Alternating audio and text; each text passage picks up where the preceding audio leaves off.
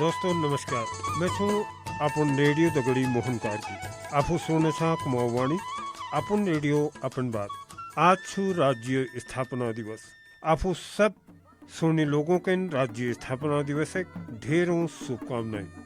दगड़ियों राज्य बनी 24 वर्ष पूर्ण है गई और 25वीं वर्षगांठ हम मनोने ये राज्य के बनोना लीजिए सबन है पहली बार राज्य बनोना लीजिए श्रीनगर में आयोजित भारतीय राष्ट्रीय कांग्रेस एक विशेष सत्र में आवाज उठाई गई। लेकिन एक और अतीत में जानूं तो सन 1916 में हरगोविंद पंत, गोविंद वल्लभ पंत, बद्रीदत्त पांडे, इंद्रलाल शाह, मोहन सिंह दड़मवाल, चंद्रलाल शाह, प्रेम वल्लभ पांडे, भोलादत्त पांडे, लक्ष्मीदत्त शास्त्री आदि उत्साह युवकों द्वारा कुमाऊं परिषद की स्थापना करी।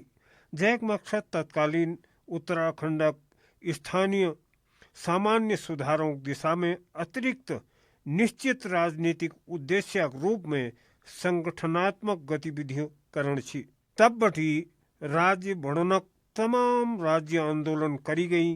महिलाओं पुरुषों तत्कालीन सरकारों द्वारा अपनाई गई दमनकारी नीतियों कारण अपनी जिंदगी गोलियां, लाठियों या अन्य दमनों कारण बलिदान न करो ताकि हमार राज्य बढ़ो, हमार लोगों कष्ट कम हो, सबनो जीवन मली उठ सको।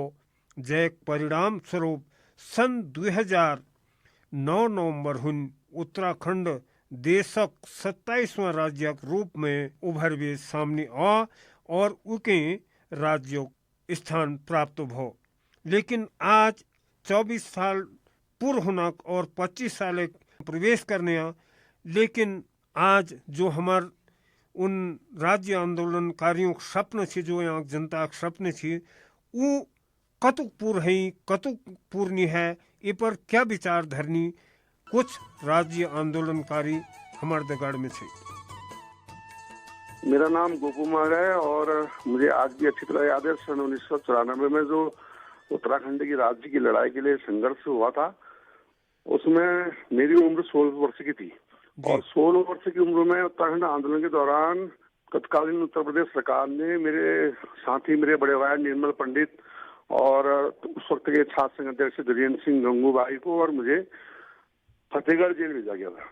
और उस वक्त मेरी उम्र 16 वर्ष थी और हम तीनों फतेहगढ़ जेल में 58 दिन तक हमको फतेहगढ़ जेल में उत्तराखंड आंदोलन के दौरान बंद रखा गया जी। और आज उत्तराखंड राज्य 24 वर्ष पूर्ण हो चुके हैं। 25वें वर्ष में हमारा ये राज्य प्रवेश करने जा रहा है और जहां एक और सरकार है इसको 25 वर्ष में एक भव्य कार्यक्रम आयोजित करना चाहती थी, किंतु अभी जो अल्मोड़ा में दुखद हादसा हुआ उसकी वजह से कई सांस्कृतिक कार्यक्रम सरकार ने स्थगित किए हैं और वास्तव में सरकार का मानवीय पहलू है। उनको जो उन्होंने सांस्कृतिक कार्यक्रम निरस्त करने का फैसला लिया और वर्तमान में देखिए हमने जिन मुद्दों को लेकर उत्तराखंड राज्य लड़ा था, हम कहते थे कि पहाड़ का पानी, पहाड़ की जवानी और पलायन और बेरोजगार हमारा मुख्य मुद्दा था जी। और हम आज देख रहे हैं पलायन आज भी नहीं रुक पाया है।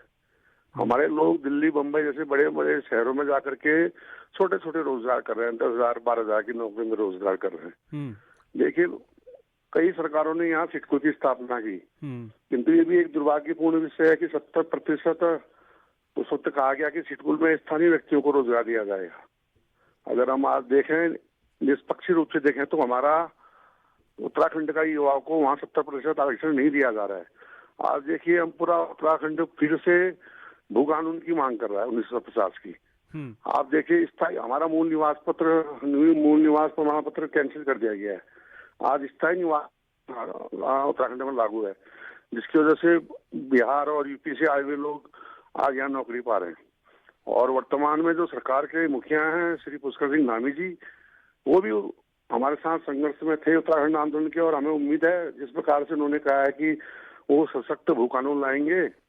और हम देखिए पूरा जनमानस देख रहा है कि उत्तराखंड सरकार कौन सा सशक्त भू कानून लाती है। हमें सरकार से उम्मीद भी है कि सशक्त भू कानून लागू होना चाहिए और मूल निवास प्रमाण पत्र यहाँ के लोगों को जारी किया जाना चाहिए। और जिसके लिए हमारी माँ बहनों ने अपनी आबरू लुटाई, देखिए हमारे कई साथियों ने गोलियां खाई, मुजफ्फरनगर कांड हुआ, खटीमा कांड हुआ, मसूरी कांड हुआ, श्रीयंत्र टापू कांड हमारे साथ हुआ, तब जाके जब हमारी माँ बहनों की असमत लूटी गई, हमारे भाइयों का खून चौराहों पे गिरा, तब जाके हमें राज्य मिला। ये राज्य किसी ने हमें भीख में नहीं दिया है। हमने इस राज्य की लड़ाई को लड़ने में हमारी माता बहनों ने अपनी असमत लुटाई है। और हम वर्तमान सरकार से चाहते हैं कि वो सशक्त भू कानून लाए। जिन मुद्दों के लिए उत्तराखंड के शहीदों ने ये लड़ाई लड़ी, उत्तराखंड राज्य की मांग करी, उन शहीदों के सपनों को साकार करने की पहल वर्तमान सरकार को करनी चाहिए। और सबसे मुख्य विषय जो अभी पूरे उत्तराखंड में चल रहा है कि मूल निवास प्रमाण पत्र जारी किए जाएं और सशक्त भू कानून इस उत्तराखंड के भीतर लागू किया जाए। इस उत्तराखंड को बाहर के धन्ना सेठों के हवाले नहीं किया जा सकता है। आज आप देख रहे हैं कि यहाँ जो ठेकेदारी की प्रथा उत्तराखंड में चली है, और अभी सरकार के हाईकोर्ट के माध्यम से भी कहा गया है कि उपनयन कर्मियों को स्थायी किया जाए। तो हम तो चाहते हैं कि हमारे जो भाइयों की लड़ाई हाईकोर्ट से लड़ी, तो उस लड़ाई को भी जब सरकार उत्तराखंड हाईकोर्ट कहता है कि इनको स्थायी नियुक्ति दी जाए, तो उपनयन कर्मियों को भी इसमें स्थायी नियुक्ति मिलनी चाहिए। राजधानी के विषय में क्या कहना चाहेंगे आप?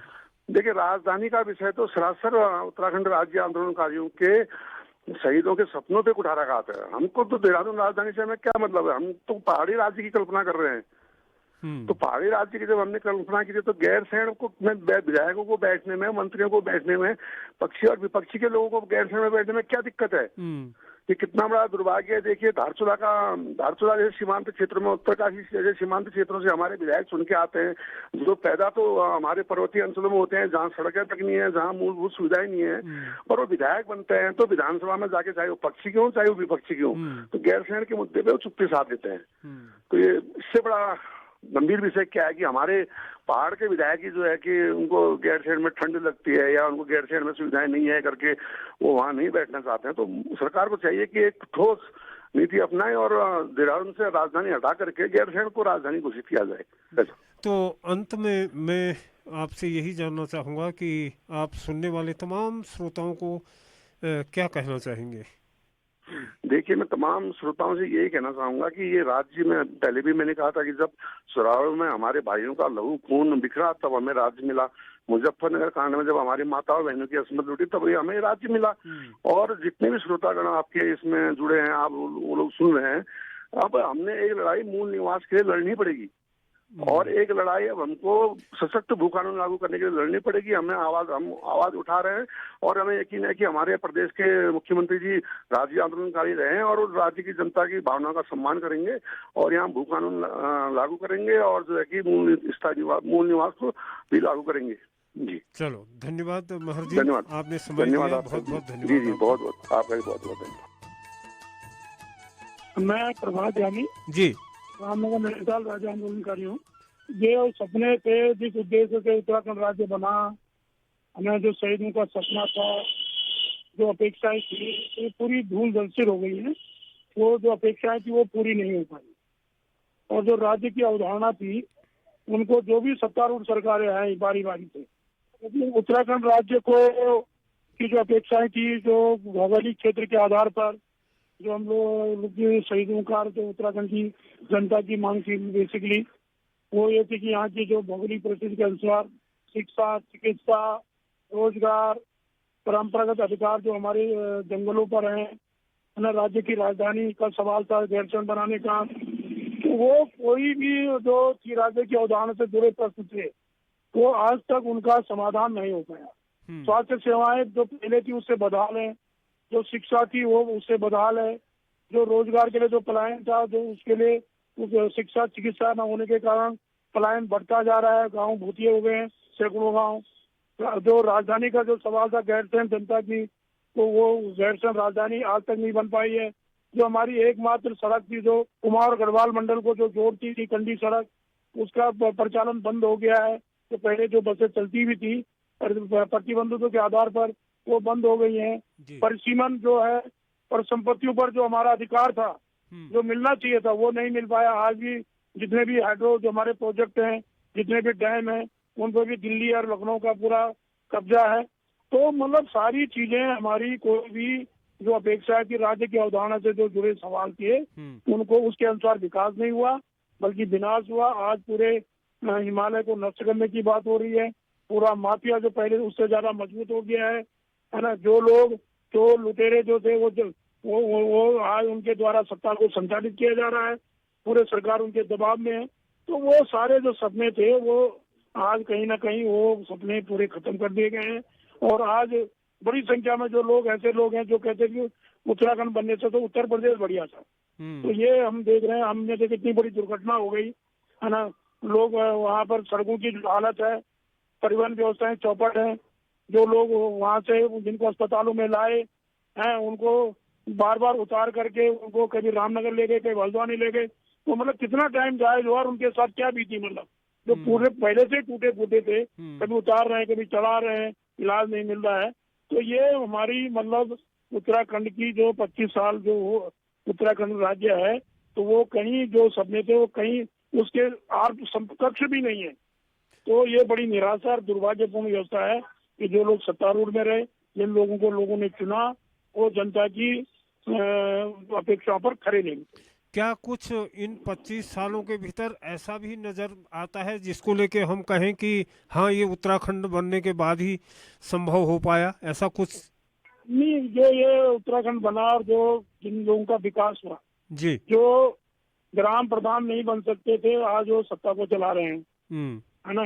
माफिया मजबूत हो गया है।